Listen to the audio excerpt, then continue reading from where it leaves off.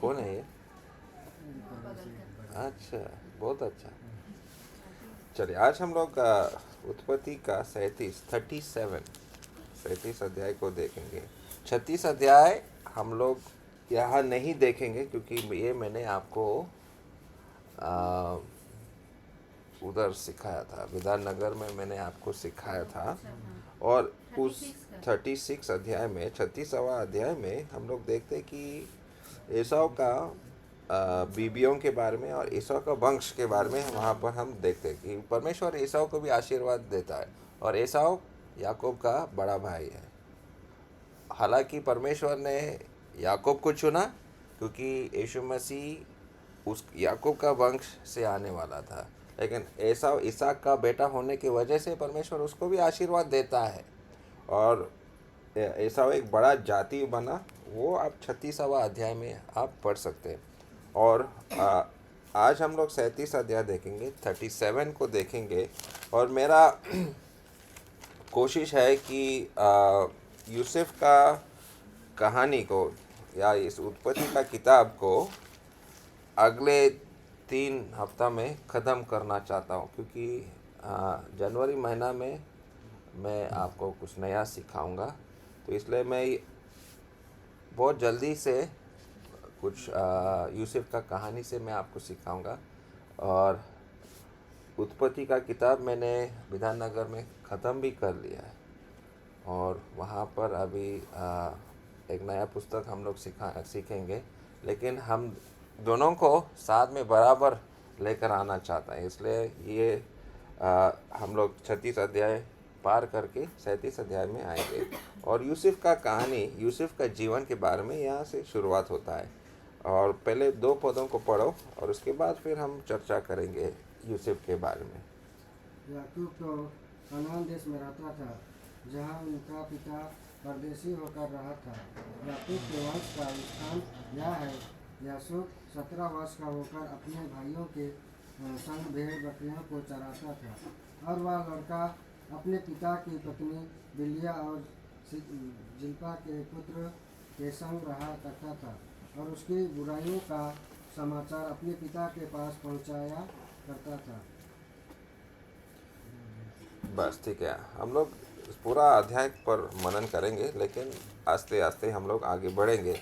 अभी यहाँ पर हम लोग पढ़ते हैं कि याकूब तो कनान देश में रहता था जहाँ उसका पिता परदेशी होकर रहा करता था।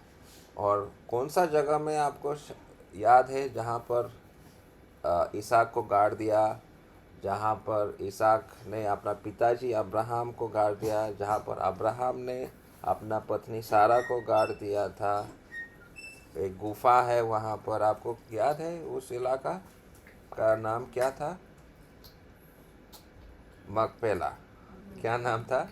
मकपेला। तो उसी इलाका में जहाँ पिताजी रहता था अभी याकूब जाकर रहना शुरू किया था। हालांकि पिताजी मर चुके हैं और याकूब अभी उस इलाका का ऊपर वो राज कर रहा है। परमेश्वर ने एसाव को, उसका बड़ा भाई को दूसरा जगह में लेके गया, इसलिए यहाँ पर ये इलाका खाली पड़ा है याकूब के लिए। उसको कोई टेंशन नहीं, भैया का टेंशन नहीं है कि भैया आकर कब्जा करेगा, इसलिए वो उसको चिंता नहीं। परमेश्वर ने उसको दूसरा जगह लेकर गया। और यहाँ हम पढ़ते हैं 2 पद में, और याकूब के वंश का वृत्तांत यह है कि यूसुफ 17 वर्ष होकर अपने भाइयों के संग भेड़ बकरियों को चराता था। तो अभी यहाँ से इस 37 अध्याय से 50वां अध्याय तक, पूरा उत्पत्ति का किताब का अंत तक हम लोग यूसुफ के बारे में देखेंगे। किसके बारे में? और सबसे ज़्यादा यूसुफ के बारे में ही अभी बाकी का उत्पत्ति का किताब में है। अब्राहम से भी ज़्यादा, इसहाक से भी ज़्यादा और याकूब से भी ज़्यादा हम यूसुफ के बारे में अभी पढ़ते हैं उत्पत्ति का किताब। और यूसुफ एक बहुत बड़ा आदमी बन जाता है, इसलिए बाकी का किताब सिर्फ उसके बारे में ही लिखा है। और यूसुफ का कहानी को जब हम देखते हैं, ऐसा हम लोग देखते हैं कि गड्ढा से राजमहल तक पहुंच गया। हाँ, गड्ढा से कहाँ पहुंचा? राजमहल तक। तो परमेश्वर ने कैसे इस लड़के को उठाया, और इसका कहानी दिल को छूने वाला कहानी है। कैसा कहानी है?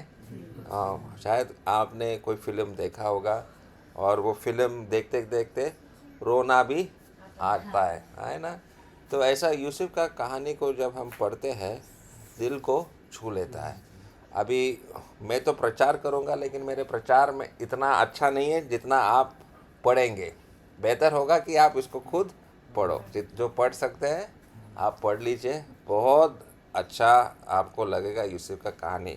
लेकिन जो पढ़ना नहीं आता, मैं कोशिश करूंगा जितना हो सकता है उसको मैं आपको समझाने का कोशिश करूंगा।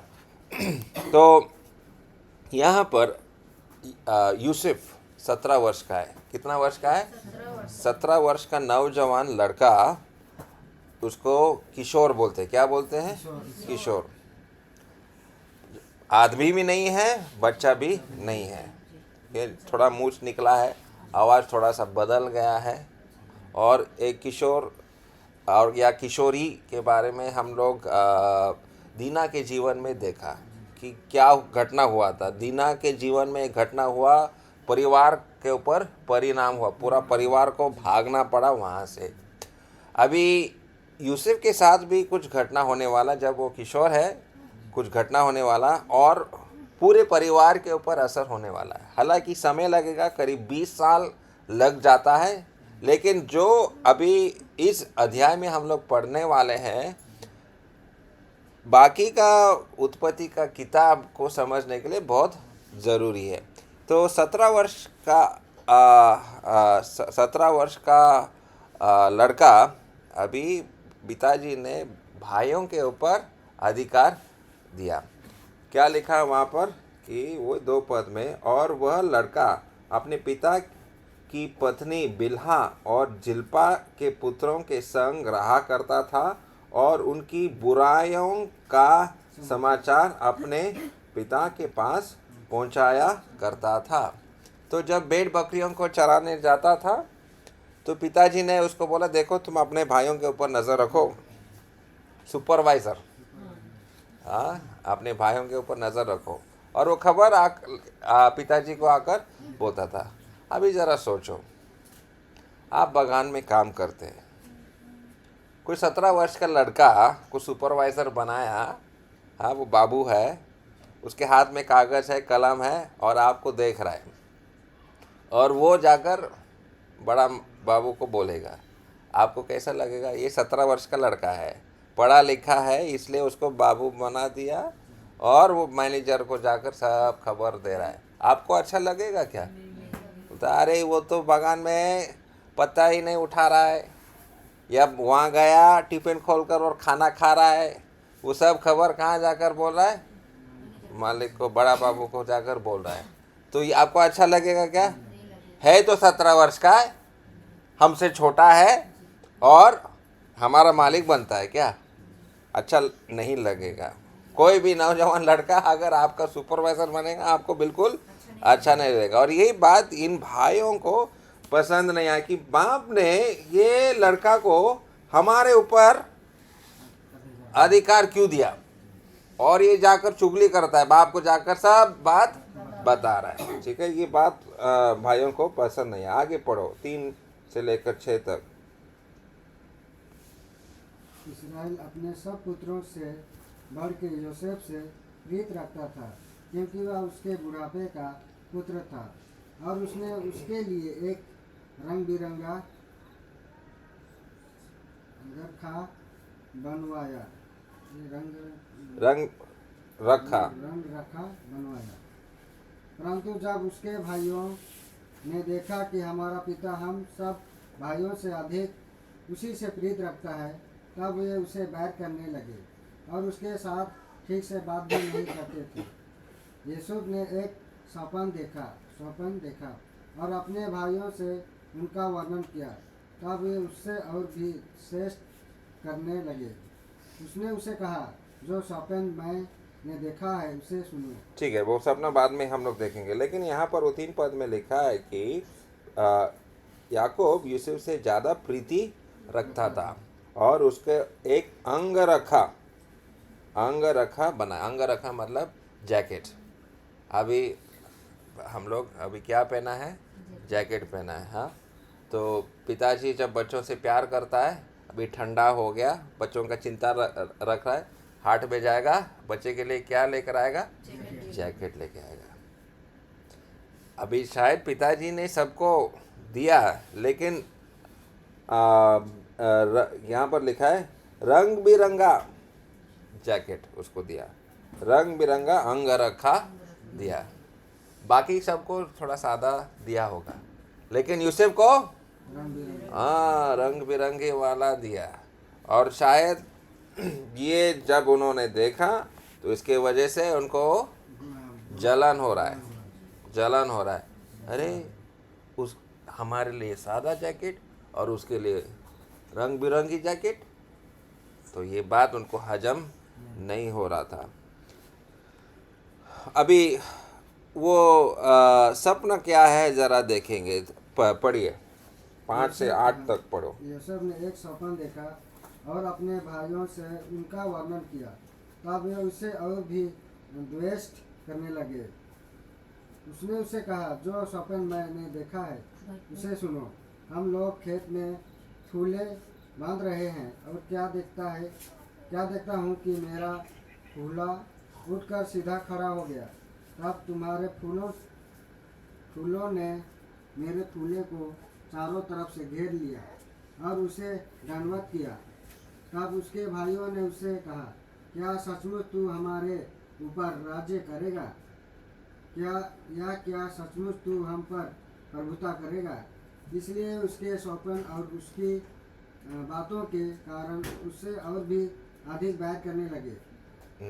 अभी यहाँ क्या हो गया कि यूसुफ ने एक स्वप्न देखा।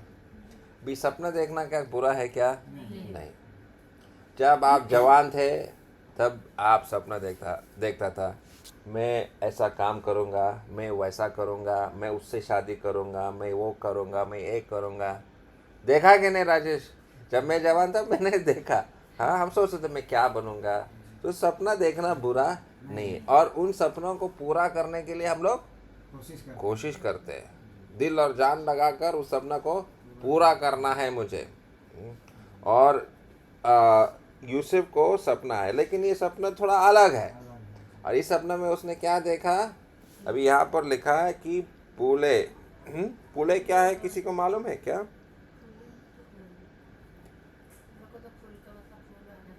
तो सोचो, यहाँ पर बंगाल में तो धान ज़्यादा होता है, बिहार में गेहूँ होता है। तो लेकिन जब कटनी जब होता है तो उसको बांध देता है एक पुला। हाँ, और उसको बांग्ला में आटी बोलते हैं। यहाँ पर आप लोग क्या आटी? हाँ, नेपाली में क्या बोलते हैं? हाँ, बांग्ला में आटी बोलते हैं। लेकिन वो कटनी वो सूख गया, उसमें फल लगा हुआ है। हाँ, अभी कटनी हो गया, तो कटनी करते समय उसको बांधते ऐसे रखते हैं ज़मीन पे। बाद में उसको क्या करते हैं, वो धान को हम देखते हैं, वो धान को क्या करते हैं, उसको मार के वो चावल दाना को निकालते हैं। लेकिन तब तक वो बांध के ऐसे ही रखते हैं, और भी सूखने के लिए उसको ऐसे ही बांध के रखते हैं। तो उसको पुले बोलते हैं। हिंदी में जो शुद्ध भाषा में पुले बोलते हैं, लेकिन बांग्ला में आटी बोलते हैं। लेकिन नेपाली में क्या बोलते हैं मुझे? हाँ, सादरी में भी आटी ही बोलते हैं, बांग्ला से। हाँ, धान का मुठा। अच्छा, तो बांध के रखा है, अभी फल निकालना है। तो जो यूसुफ ने बांध के रखा है वो बीच में है, और भाइयों ने जो बांध के रखा है वो उसको घेरा लिया। और क्या कर रहे? वो पुले क्या कर रहे? उसके पुले के सामने दंडवत कर रहा है। तो भाइयों को ये सपना का अर्थ समझ में आया।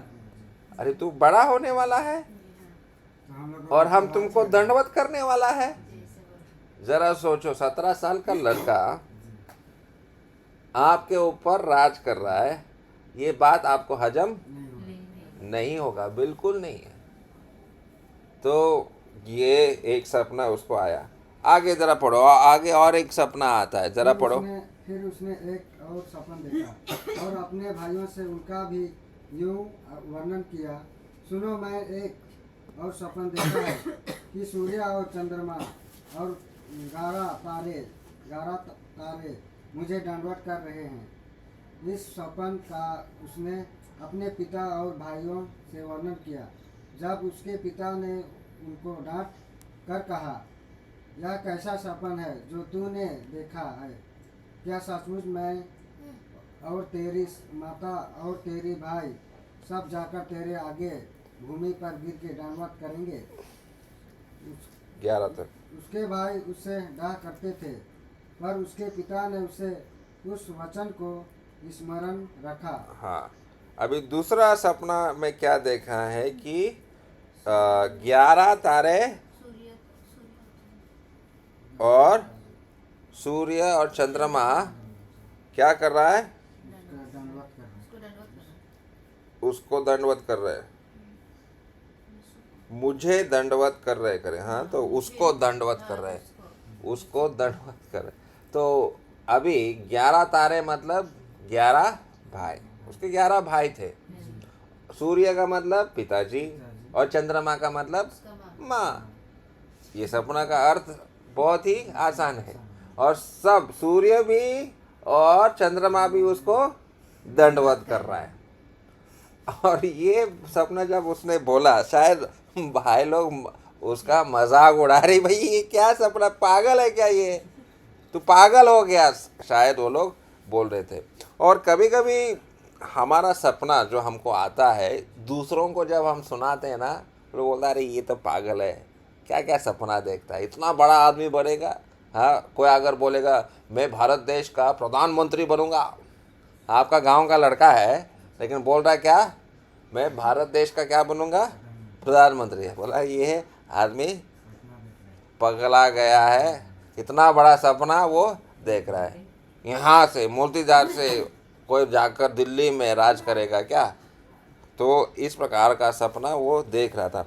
अभी पिताजी ने वो सपना को स्मरण रखा, 11 पद में हम लोग पढ़ रहा है। तो पिताजी डांटा जरूर उसको, लेकिन पिताजी को लग रहा है ये लड़का में कुछ बात है, क्योंकि याकूब को भी सपना आया था कि नहीं? आया था। याकूब जब अपना मामा का घर भाग रहा था, रात को जब वो सो रहा था, उसको भी सपना आया। तो परमेश्वर सपना के द्वारा बात कर रहा है, और शायद याकूब को लग रहा है परमेश्वर मेरा बेटा से बात कर रहा है, लेकिन ये सपना क्या है मुझे भी समझ में अजीब है, उनको समझ में नहीं आ रहा था। इसलिए याकूब उसको याद किया, स्मरण किया करके लिखा है। और भाइयों के बारे में हम लोग पढ़ रहे हैं कि वो डा कर रहे हैं। डा मतलब हिंसा या जल रहे हैं, क्योंकि आपका ही भाई जो आपसे भी छोटा है हमसे बड़ा हो रहा है, और पिताजी भी उससे ही प्रेम कर रहा है, और पिताजी के पास ये हमारा चुगली करता है, हमारा बुरा बात जाकर पिताजी को बता रहा है, और उसको रंगीन जैकेट भी उसको मिला है। तो इन सब चीज़ों की वजह से अंदर में जलन आ रहा है। अभी जलन या ईर्ष्या या डा जो है ना, ये बड़ा डेंजर है। ये क्या है? बड़ा डेंजर है। मैं क्यों बोल रहा ये बड़ा डेंजर है? ये एक बीज है हाँ, जहाँ से शुरुआत होता है, और जलन के ऊपर अगर आप काबू नहीं करेंगे तो फल क्या मिलेगा? अगर बीज, जलन का बीज डाला है, फल क्या निकलेगा? क्या फल आएगा? जलन से क्या उत्पन्न होता है मालूम है? बाद में मौका मिलने से मारने का भी, मर्डर भी कर सकता है। और एक कहानी यहाँ बागडोगरा में एक आदिवासी परिवार के बीच में ही मैंने सुना कुछ महीने पहले, और वो घटना ऐसा था कि बाप किसी और महिला से रिश्ता रख रहा है और बेटा को खबर मिल गया और माँ को ये बिल्कुल बात पसंद नहीं। तो माँ ने जलन का बीज वो बेटे में डाला और जब मौका मिला बेटा ने क्या किया, बाप को मार दिया। ठीक है, तो जलन का बीज बड़ा भयानक होता है। हाँ, बाघ दोगरा, मैंने तो सुना बाघ दोगरा, लेकिन आपने कहाँ सुना? फेसबुक में देखा था मैंने। गोशपुकुर में ही है।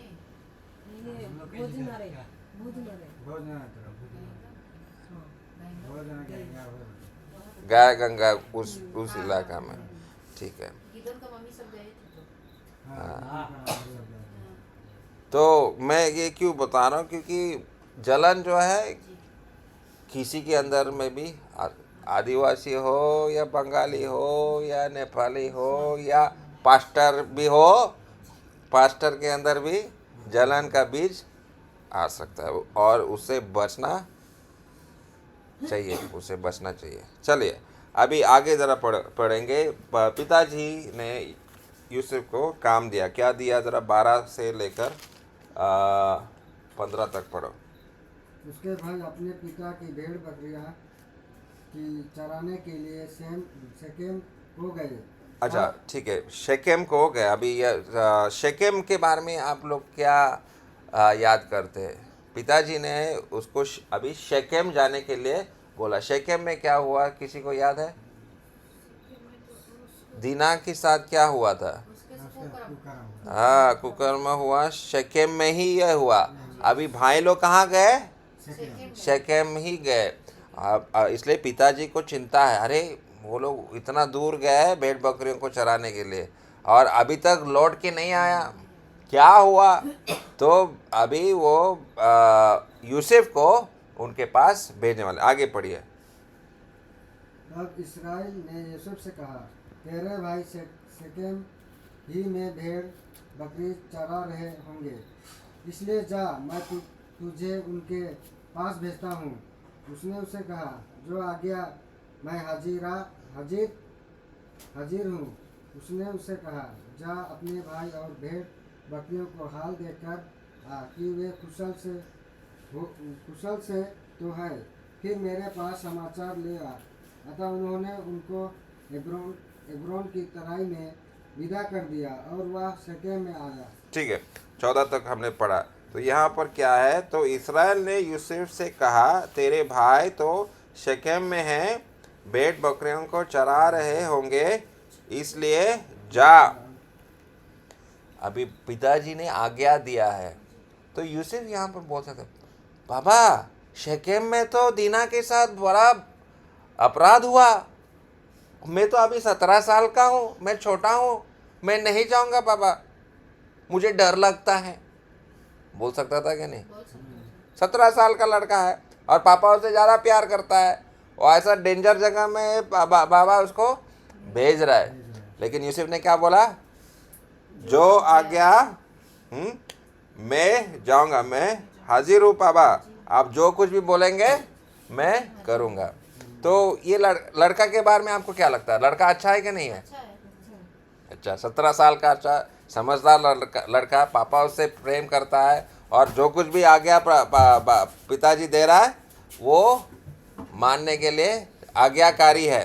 कैसा लड़का है? आज्ञाकारी। और ये बात में हमारा प्रभु यीशु मसीह के बारे में भी हम लोग देखते हैं। ये ऐसा लग रहा है परमेश्वर स्वर्ग से पृथ्वी को देख रहा है कि पृथ्वी में कितना पाप बढ़ रहा है, कौन जाएगा वहाँ पर उनको समझाने के लिए, उनको बचाने के लिए? तो प्रभु यीशु मसीह ने बोला, जो आ गया बाबा मैं जाऊँगा। है कि नहीं? तो परमेश्वर का आज्ञा, परमेश्वर पिता का आज्ञा सुनकर ही प्रभु यीशु मसीह इस दुनिया में आया। और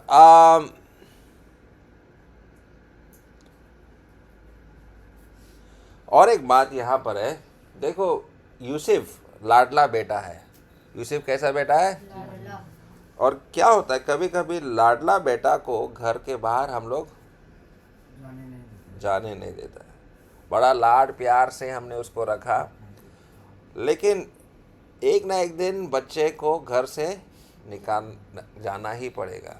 राजेश का बेटा एक दिन घर से जाएगा, या आप उसको बड़ा होने के बाद 30 साल का भी है, आप उसको बेटा इधर बैठो, हाँ मैं खाना पकाऊंगा, ऐसा करेंगे क्या? नहीं।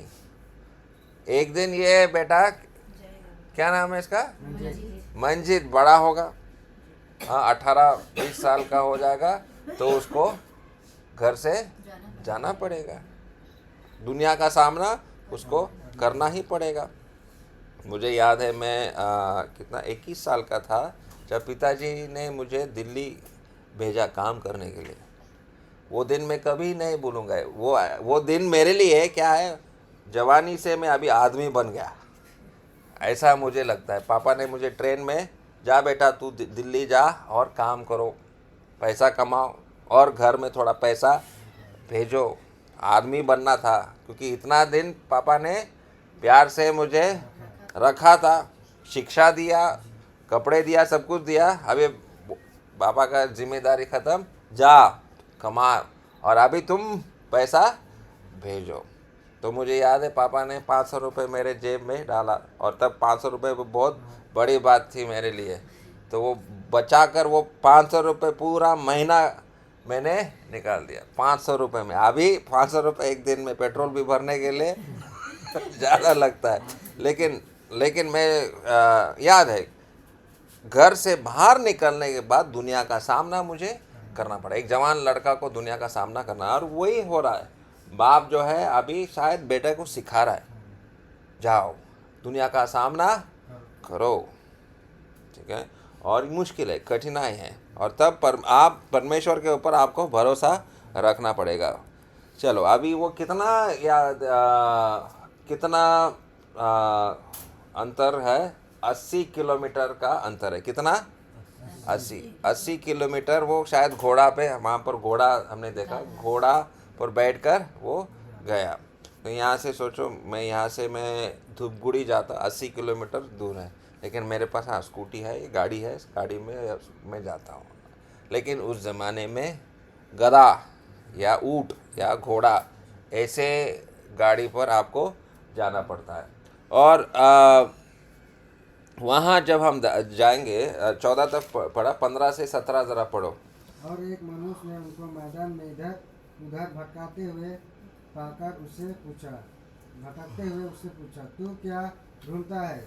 उसने कहा, मैं अपने भाइयों को ढूंढता हूँ, कृपया मुझे बता कि वे भेड़ बकरिया को कहाँ चरा रहे हैं। उस मनुष्य ने कहा, वे यहाँ से चले गए हैं, और मैंने उनको यहाँ कहते सुना, आओ हम दोनात को चले। इसलिए ये सब अपने भाइयों के पीछे दोथान चला और उन्हें दोथान में पाया। जो ही उन्होंने उसे दूर से आते देखा तो उसके निकट। बस ठीक है, 17 तक आपने पढ़ा।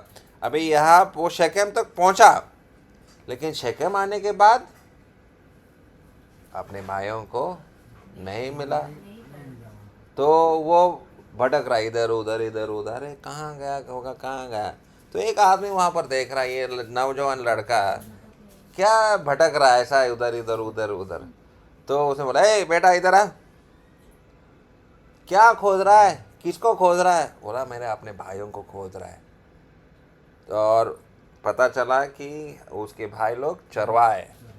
तो उसने बोला, मैंने कुछ चरवाहों को उधर डोथान के ओर जाते देखा। अभी वो आदमी कौन है यहाँ पर कोई बताता है कि ये आदमी जो यूसुफ को बोला वो वहाँ गया, वो शायद एक स्वर्गदूत है। कौन है? एक स्वर्गदूत है।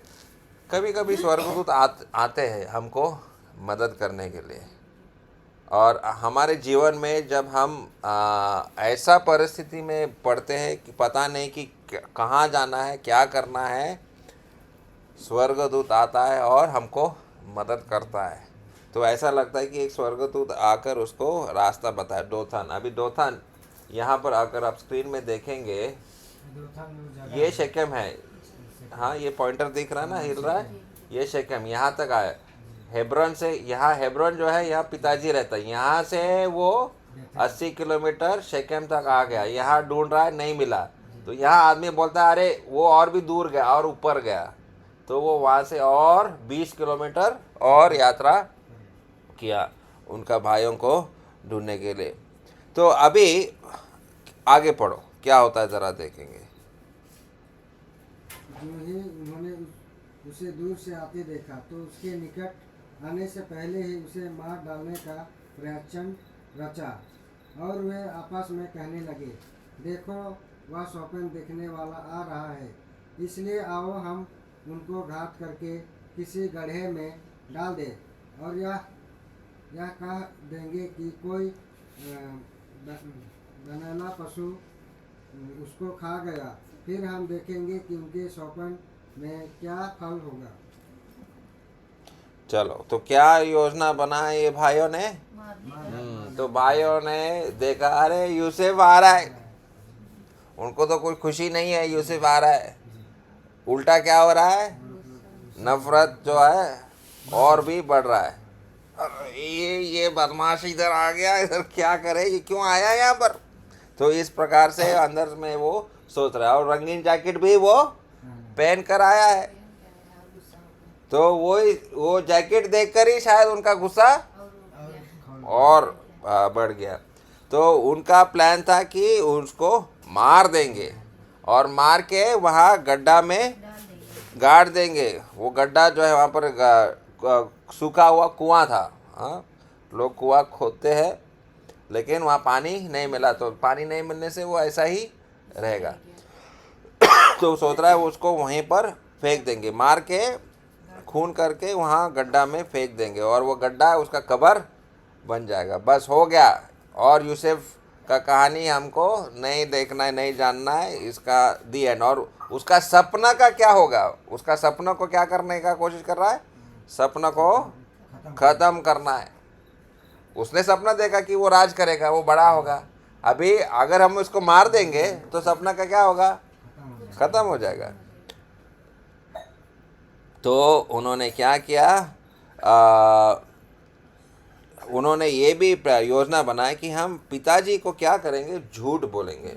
हाँ, झूठ। आगे जरा पढ़े, कहाँ तक पढ़ा तुमने? 21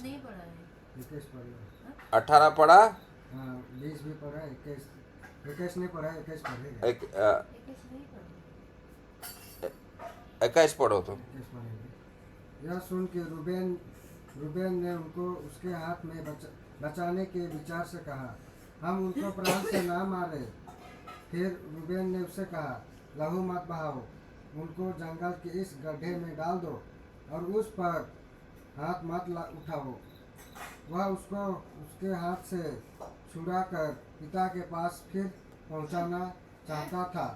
इसलिए ऐसा हुआ कि जब यूसुफ अपने भाइयों के पास पहुंचा, तब उन्होंने उनका रंग बिरंगा अंग रखा जिसे वह पहने हुए था उतार लिया और यूसुफ को उठाकर गड्ढे में डाल दिया।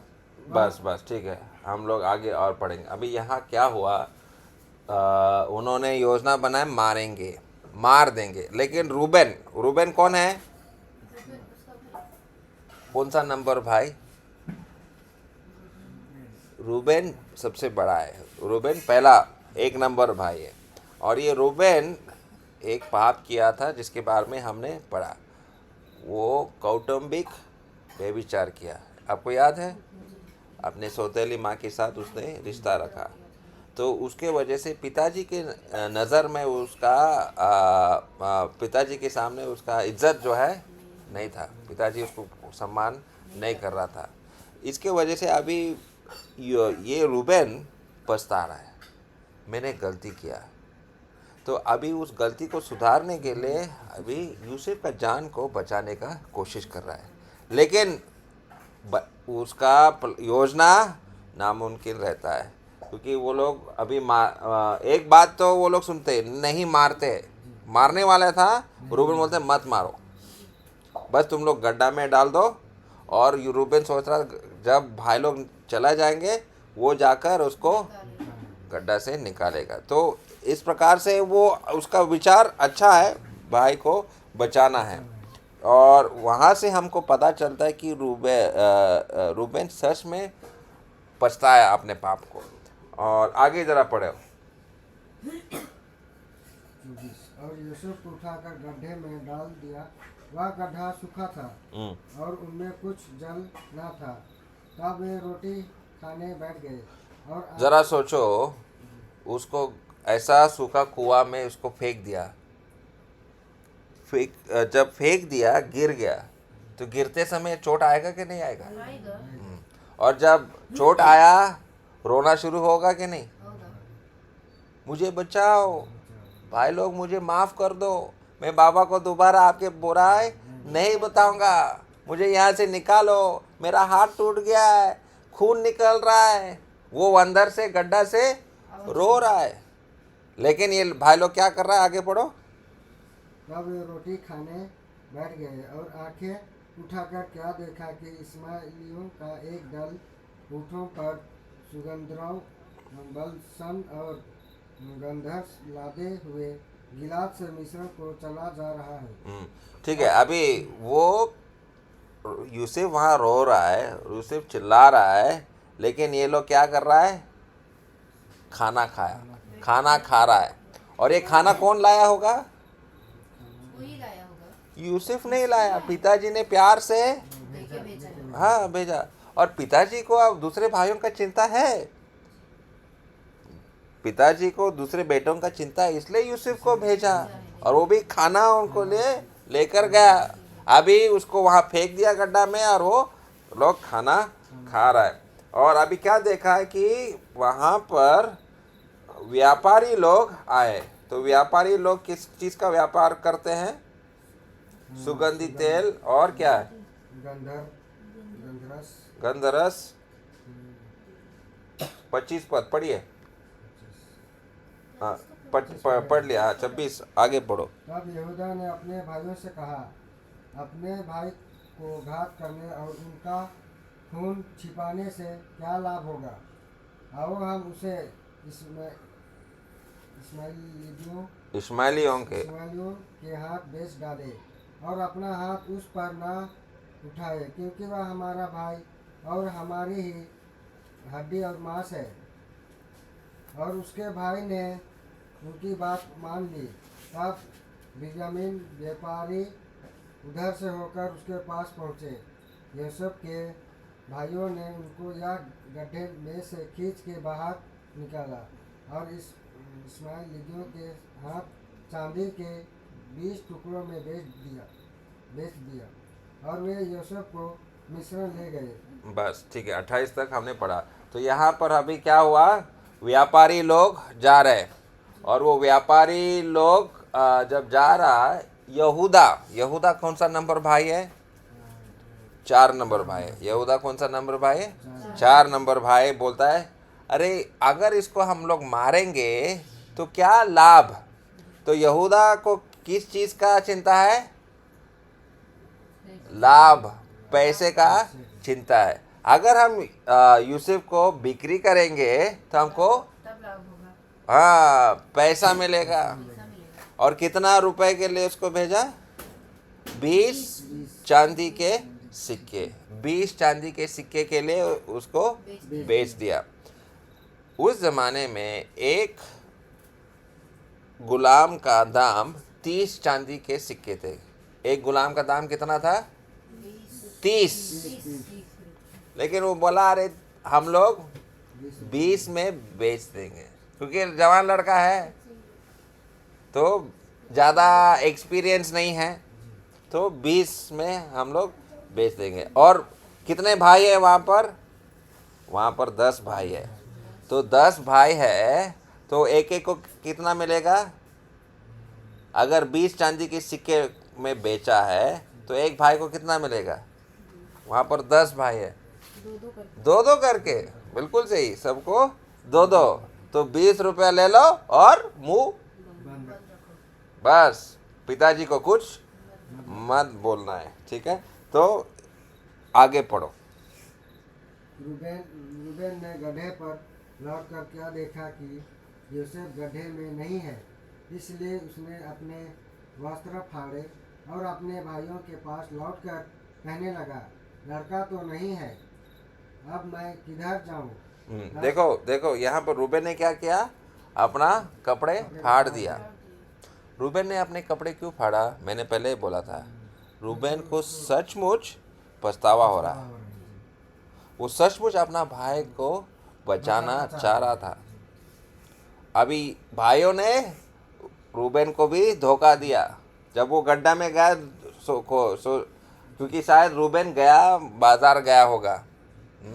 10 में से 10 भाई वहाँ पर थे, मतलब 9 थे वहाँ पर। रूबेन बाजार गया होगा कुछ सामान लाने के लिए।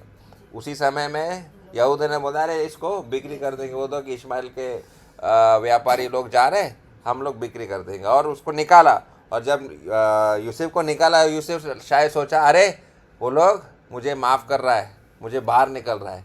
लेकिन क्या किया? बाहर निकाला और उधर दे दिया, बिक्री कर दिया उसको। चलो आगे पढ़िए।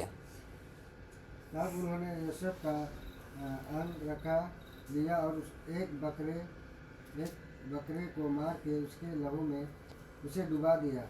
और उन्होंने उस रंग बिरंगे अंगरखे को अपने पिता के पास भेजकर कहला दिया, यह हमको मिला है, अतः देखकर पहचान ले कि यह तेरे पुत्र का अंगरखा है कि नहीं। अच्छा ठीक है, वो अंगरखा के बारे में मैं बाद में बताऊंगा। लेकिन यहाँ पर इनका प्लान, इनका योजना अच्छा है क्या बुरा है? बुरा है। अच्छा नहीं, बुरा है, बहुत बुरा है। लेकिन मैंने बोला था कि यूसुफ का कहानी जो है, यूसुफ का कहानी वो गड्ढा से कहाँ पहुँच जाता है? राजमहल में। बिल्कुल सही है, आपको याद है। हाँ, अभी उसको गड्ढा में डाला, लेकिन इस गड्ढा से वो राजमहल कैसा पहुँचता है? तो उसने सपना देखा था कि वो एक बड़ा आदमी बनेगा और उसके भाई लोग उसको नमन करेंगे, उसको दंडवत करेंगे। तो इनका योजना, भाइयों का योजना पूरा होता है क्या? परमेश्वर का जो सपना जो यूसुफ को दिया वो पूरा होता है? परमेश्वर का। एक पद को जरा पढ़िए, भजन संहिता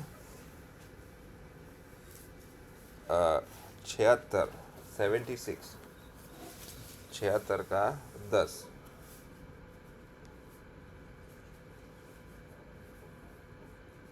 निश्चय मनुष्य की जलजलाहट तेरी स्तुति का कारण हो जाएगी, और जो जलजलाहट रह जाए उनको तू रोकेगा। निश्चय मनुष्य का जलजलाहट या मनुष्य का क्रोध, हाँ, तेरी स्तुति का कारण हो जाएगी। इनका क्रोध, ये भाइयों का क्रोध किसके ऊपर गिरा? यूसुफ के ऊपर गिरा। लेकिन बाद में वो क्रोध उन्होंने किया, गुस्सा किया उसके ऊपर। लेकिन ये योजना के वजह से ये जो बुरा उस यूसुफ के ऊपर हुआ, यूसुफ के लिए एक अच्छा पद उसको बाद में मिलता है। अभी ये मैं क्यों बता रहा हूँ? देखो, जो कुछ भी यूसुफ के साथ हो रहा है, किसके साथ हुआ नया नियम में? प्रभु यीशु मसीह के साथ। जिस प्रकार से लोगों ने यीशु मसीह को क्रूस पर मारा, वो लोग गुस्सा करके यीशु मसीह को क्रूस पर मारा कि नहीं? हाँ, लेकिन यीशु मसीह का क्रूस का मृत्यु के वजह से कुछ अच्छा निकला कि नहीं निकला? आज हम लोगों का उद्धार हुआ। एक पद पढ़िए, यूहन्ना इसका 1 अध्याय,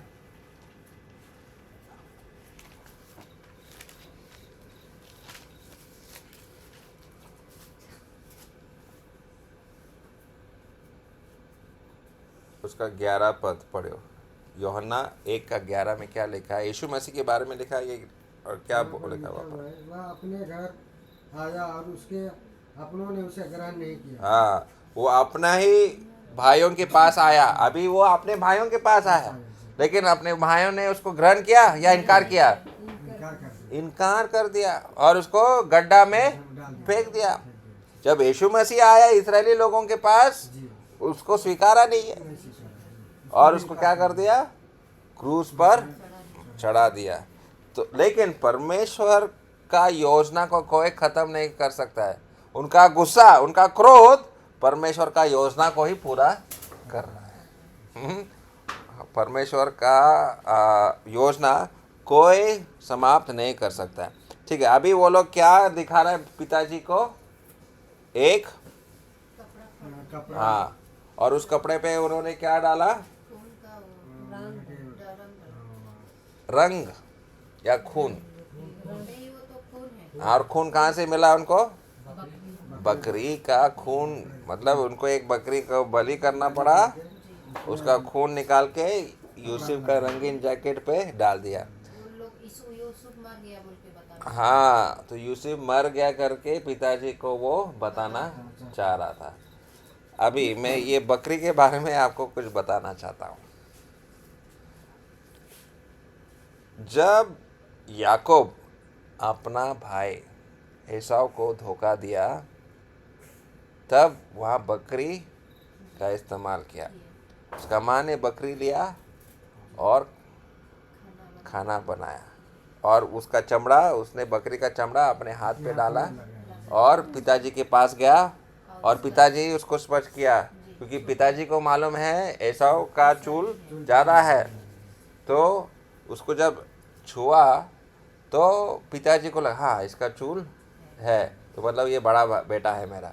क्योंकि याकूब जो है वो क्या बोलता है, स्मूथ स्किन इंग्लिश में बोलता है। स्मूथ स्किन मतलब ना, उसका चमड़ा नमकीन नमकीन। नहीं होगा, उसका मैंने कि खुदरा जैसे है। हाँ, जो बच्चे का जो चमड़ा होता है कैसा है? मुलायम हाँ, मुलायम मुलायम होता है, soft। सॉफ्ट है।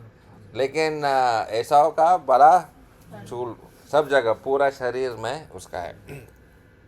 तो बकरी के वजह से याकूब ने अपना अपना भाई को धोखा दिया और पिताजी को धोखा दिया। अभी उसके खुद के बेटे लोग बकरी के जरिए ही उसको धोखा दे रहा है।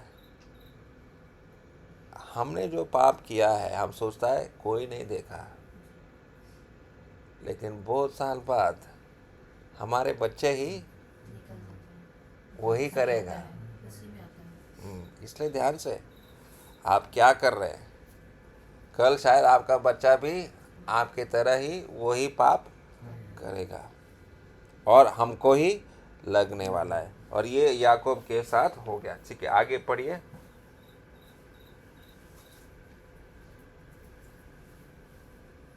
उसने उनको पहचान लिया और कहा, हाँ यह मेरे ही पुत्र का अंगरखा है।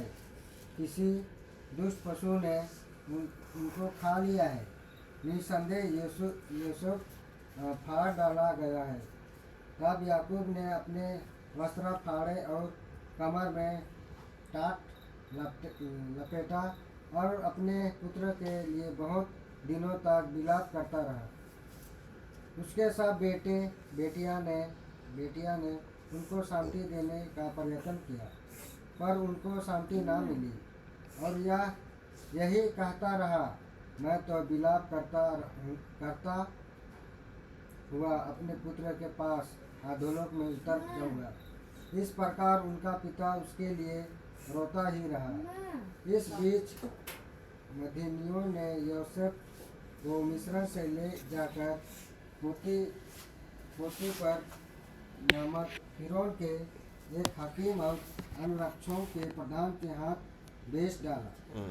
ठीक है, तो भाइयों ने पिताजी को धोखा दिया। पिताजी बड़ा शोक में, बड़ा दुख में रोता है, और उसके बाकी के बच्चों ने, बेटियों ने सांत्वना देने का कोशिश किया, लेकिन पिताजी बोलता नहीं, मैं इस दुख के साथ ही मैं मरूंगा। बड़ा उदास होकर वो बैठ गया, और यूसुफ को पोतीफर का घर में बिक्री कर दिया। पोतीफर ने उसको खरीद लिया और वहाँ पर एक काम वो करने लगा। ठीक है, पोतीफर का घर में। लेकिन अभी यहाँ इस कहानी से हम लोग क्या सीखते हैं? सबसे पहले पिता बेटे से प्यार करता है, अभी वो पिता जो है परमेश्वर पिता का एक चित्र है। परमेश्वर पिता संसार से प्रेम करता है कि नहीं? और यूहन्ना 3:16 में लिखा है कि क्योंकि परमेश्वर ने जगत से ऐसा प्रेम रखा कि उसने लौते पुत्र अपना लौता पुत्र दे दिया। तो वहाँ परमेश्वर ने अपना प्रेम को प्रकट किया। लेकिन अगर यहाँ पर पिताजी का कोई गलती है तो वो एक ही बेटे से ज़्यादा प्यार कर रहा है। सबको समान प्रेम करना चाहिए था। रंगीन जैकेट सबको मिलना चाहिए था, है कि नहीं? तो अपने बच्चों के बीच में ऐसा प्रेम मत करो जहाँ पर एक बच्चे को ही मैं ज़्यादा प्रेम करूँगा वैसे नहीं करना चाहिए। और दूसरे को प्रेम नहीं करूँगा। मत कीजिए, भेदभाव मत करो, सबसे समान प्रेम करना। अगर बेटी भी है, बेटी को भी प्रेम करो, जैसा बेटा को प्रेम करते हो वैसे बेटी बेटी को भी प्रेम करना चाहिए। और मुझे बहुत दुख लगता है वो जेसिका का कहानी मैं सुनता हूँ। उसका पिताजी ने बोला ये लड़की नहीं चाहिए, बेटा चाहिए उनको, और इसलिए वो जेसिका यहाँ पर है। मालूम है ना? हाँ। तो ऐसा बिल्कुल नहीं, क्योंकि ये बेटी एक दिन बड़ी होगी। जब वो बड़ी होगी तो उसको आगे पता चलेगा, वो अपने माँ बाप से प्यार करेगी। नहीं करेगी। बोला मेरे माँ बाप ने उसका माँ भी तो मैंने चले गई वहाँ, उसकी माँ भी तो चली गई चली बाहर गई छोड़ के। पढ़ने। इतना छोटा बच्चा है, छोड़ के चली गई। इससे भी छोटी है वो, हाँ, इससे भी छोटी। तो ऐसा मत कीजिए, ऐसा बिल्कुल नहीं करना है। बच्चों से प्रेम करो। हाँ, बच्चे जितना आप प्रेम करेंगे बच्चे से, एक दिन जब आप बड़े होंगे वो भी प्रेम करेगा आपको। इसका मतलब नहीं कि डांटना नहीं है। हाँ, जब वो गलती करता है तो डांटना ज़रूर है। चलो, वो सपना के बारे में जब हम देखते हैं, सपना जो यूसुफ को आया वो सपना परमेश्वर ने ही उसको दिया। मैं नशा मुक्ति केंद्र में जाकर मैं सिखाता हूँ, पढ़ाता हूँ। नशा मुक्ति केंद्र के लोगों को मैं पूछता हूँ, यहाँ से चले जाने के बाद, क्योंकि 4-5 महीने वो लोग नशा मुक्ति केंद्र में रहते हैं, यहाँ से जाने के बाद आप क्या करोगे? अगर वो बोलता है मुझे मालूम नहीं है, तो मैं बोलता है आप परमेश्वर से प्रार्थना करो, एक सपना आपको चाहिए, क्योंकि यहाँ से निकलने के बाद आप क्या करेंगे, कहाँ पर नौकरी करेंगे, किस प्रकार का नौकरी करेंगे, शादी करेंगे क्या नहीं करेंगे। अगर योजना नहीं है, सपना नहीं है, तो फिर दोबारा आप नशा में डूब जाएंगे। सपना आगे रखना चाहिए। नशेड़ी का कोई सपना नहीं है, उसका खाली एक सपना क्या है, बोतल कब मिलेगा, दारू कब मिलेगा, बस वही है। अगर सपना रखेगा तो सपना के पीछे भागे। अगर शादी भी करना, लड़की भी है तो लड़की के पीछे भागो, वो भी अच्छा है, बुरा नहीं है। कम से कम तुम काम तो करोगे, क्योंकि लड़की को अगर रखना है पैसा भी चाहिए, तो कमाना पड़ेगा, तब तो लड़की को अपने घर पे रख सकते हो। तो सपना चाहिए, नौजवानों को क्या चाहिए, सपना चाहिए। और परमेश्वर ने यूसुफ को सपना दिया। हालांकि ये सपना उसका खुद का नहीं था, परमेश्वर ने वो सपना उसको दिया। और परमेश्वर का योजना को कोई नष्ट नहीं कर सकता। परमेश्वर का योजना था कि ये यूसुफ बड़ा आदमी होगा, वो अपने भाइयों को एक दिन वो ही बचाएगा। जब वो भाई लोग भूखे हैं तो यूसुफ उनको बचाएगा। तो परमेश्वर का योजना को कोई नष्ट नहीं कर सकता है। और मनुष्य का हृदय कैसा है, अपना ही भाई को मारने के लिए तैयार था। मनुष्य का हृदय कैसा है, बहुत बुरा है, बहुत बुरा है। अपना ही भाई, अब छोटा भाई, अरे उसने कुछ बुरा भी नहीं किया, जो भी कुछ भी कर रहा है अच्छा ही कर रहा है, फिर भी इतना नफरत उनके अंदर आया, अपने भाई को मारने के लिए तैयार था। और परमेश्वर ने अपना बेटा प्रभु यीशु मसीह को इस दुनिया में भेजा, और मनुष्य जाति ने भी बस उसी प्रकार से जैसा यूसुफ के भाइयों ने यूसुफ के साथ किया, मनुष्य जाति ने भी परमेश्वर का पुत्र यीशु मसीह के साथ किया। और बहुत सारी चीज़ें यूसुफ के कहानी में, यूसुफ के जीवन में यीशु मसीह से मिलता है। और यीशु मसीह को भी कितने चांदी के सिक्के के लिए बिक्री किया,